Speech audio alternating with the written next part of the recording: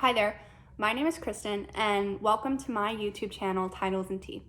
Today I'm going to be going over some of my favorite books that I read in 2019, but I had to narrow down to my top 7, and I'm going to share those with you today. So all of these books I rated 5 stars. They all made me think about life in a different way, and that's really what it means to be a 5-star book to me. So I'm going to start in no particular order, and we're just going to go through, and I'm going to talk to you about my favorite books.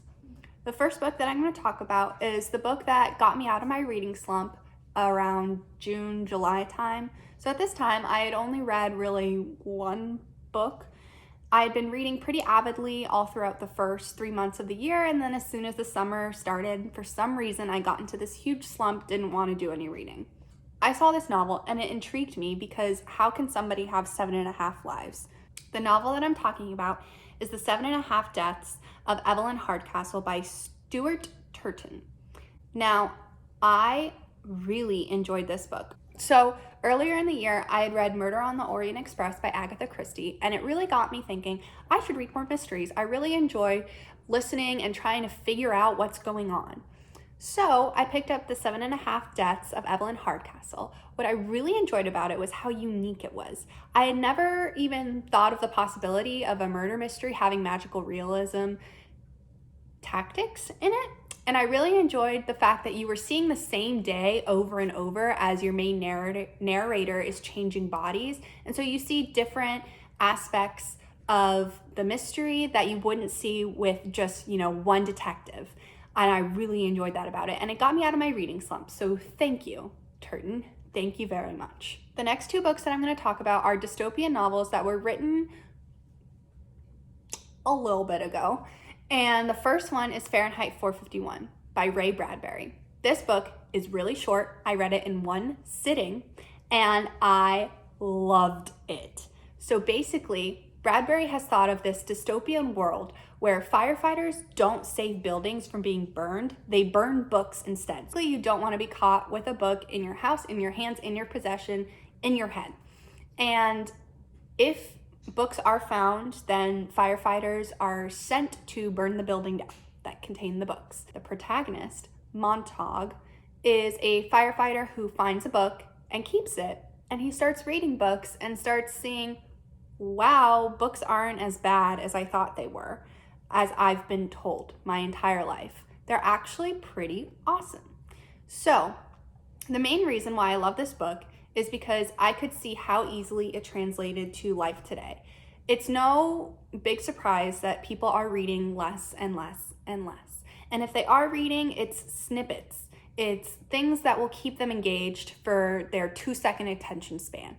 And reading this book really made me realize, wow, we're slaves to our phones. Wow, I should probably stop scrolling endlessly through social media, pretending to be engaged with people I don't really care about. And wow, I should probably pick up a book and read more. And that's really was the catalyst for my reading almost 80 books this year. And I'm pretty proud of myself for that. And I have Ray Bradbury to thank for that. The second dystopian novel that I read pretty recently and absolutely fell in love with, even though it scared the living daylights out of me, is Brave New World by Aldous Huxley. And it's a weird book. I'm going to tell you that right now. I'm going to give you a fair warning. It is a weird book. There are some really weird parts, and they were even weirder listening to them in the car with a British narrator yelling orgy porgy and my boyfriend sitting next to me. What the heck? Yup, it was weird, but it was awesome. It was such a good book. It was so scary because, okay, I'm going to back up and tell you a little bit about it first. So basically, in the world that Huxley has imagined, babies are made in test tubes. There are no couples, nobody gets married. Babies are made in test tubes and they're arrested at different stages during their development. And so what happens is you have 4 major classes. You have the alphas, the betas, the deltas, and the epsilons. And the deltas and the epsilons are arrested earlier in their development so that they don't engage in higher order thinking. They're also trained using Pavlovian classical conditioning to avoid things such as literature or art or flowers, and to love things like working in a factory. So these people are basically made to be machines. The alphas and the betas basically run society. They are your scientists. They are the people who write and the people who read. And they are also classically conditioned to think that the deltas and the epsilons are disgusting. They're scum. You don't want anything to do with them. Happiness can be in a pill, and you can take a drug called Soma and forget about all the bad things. Happiness is the utmost priority, and the government controls happiness in this world. I don't really know what else to say than read this book. It changed my view on a lot of things. And like I said earlier, that's what a 5-star book means to me. And honestly, I want to sit down and reread this book probably every year because it changed so much of how I think, but it is an adult book.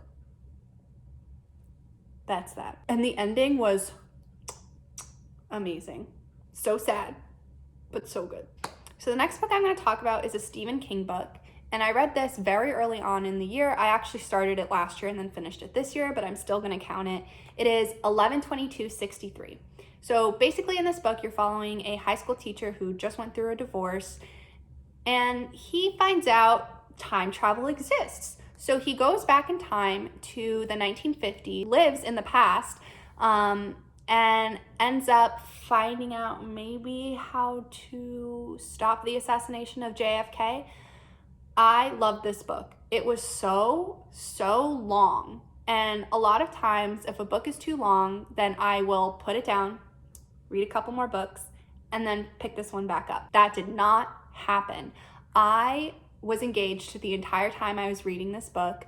I loved how Stephen King wove in the narrative of stopping the JFK assassination while also showing this beautiful love story taking place.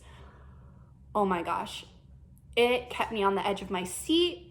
Stephen King, no doubt, has a lot of experience writing horror and writing thriller, and you could really see that in this book, even though it was a sci-fi, time travel, love story sort of thing.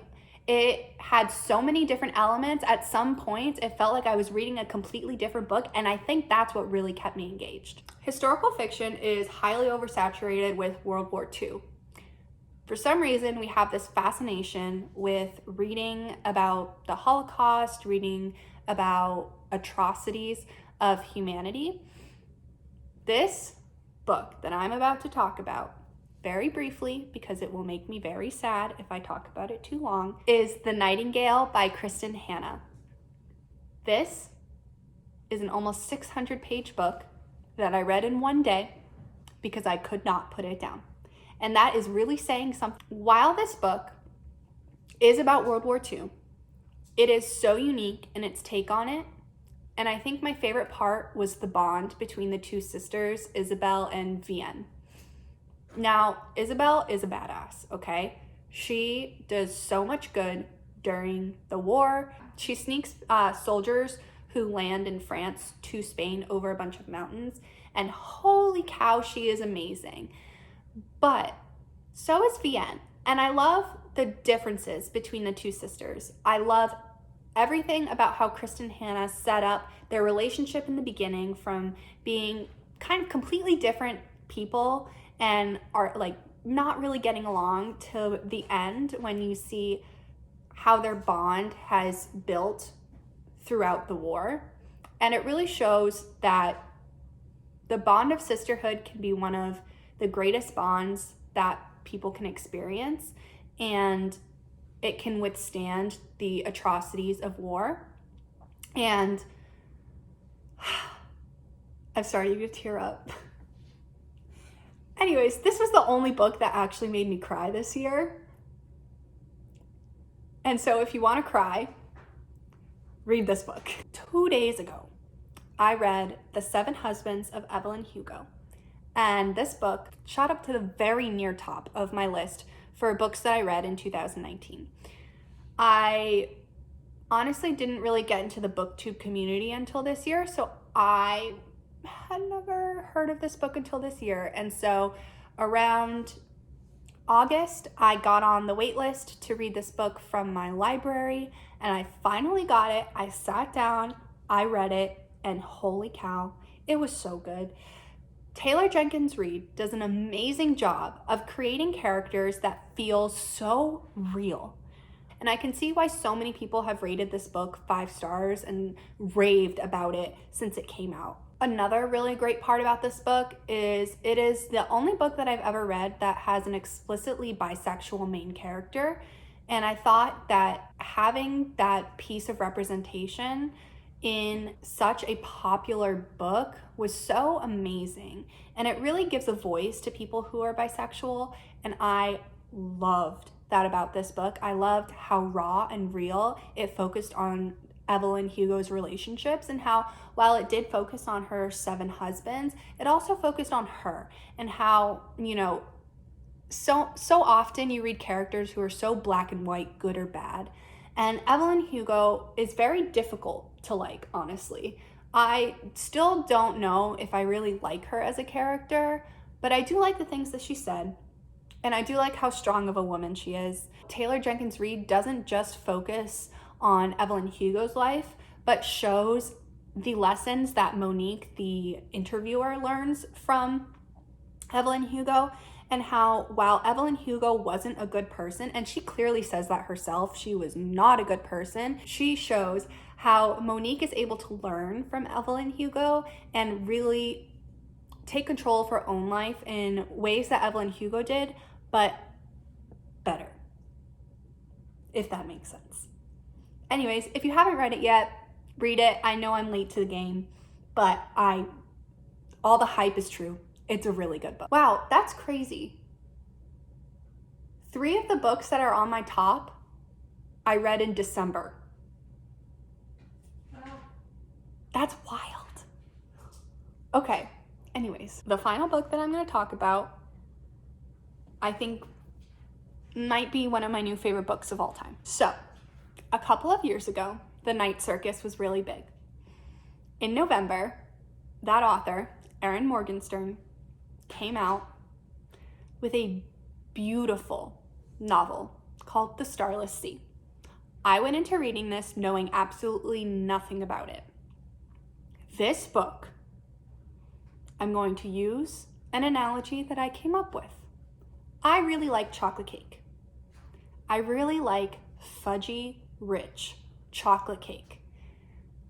But fudgy rich chocolate cakes, you can't eat too fast. You have to take one bite, sit with it, enjoy the flavor, enjoy the texture, and then take another bite. That is exactly what The Starless Sea is like.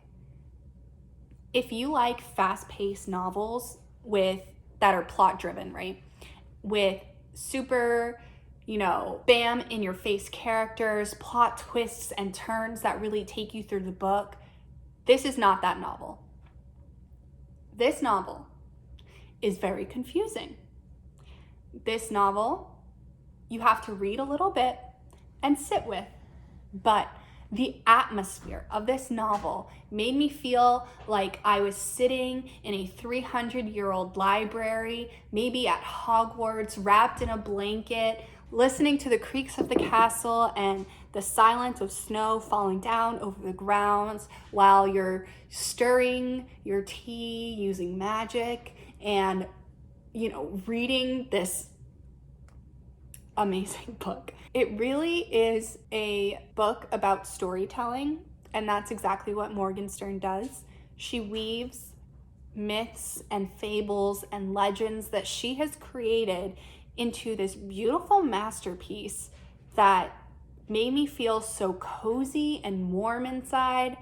Honestly, it was the perfect book to read at this time of year. If you love reading for the sake of the art of writing, and for, if you live for beautiful sentences and amazing story structure, this is the book for you.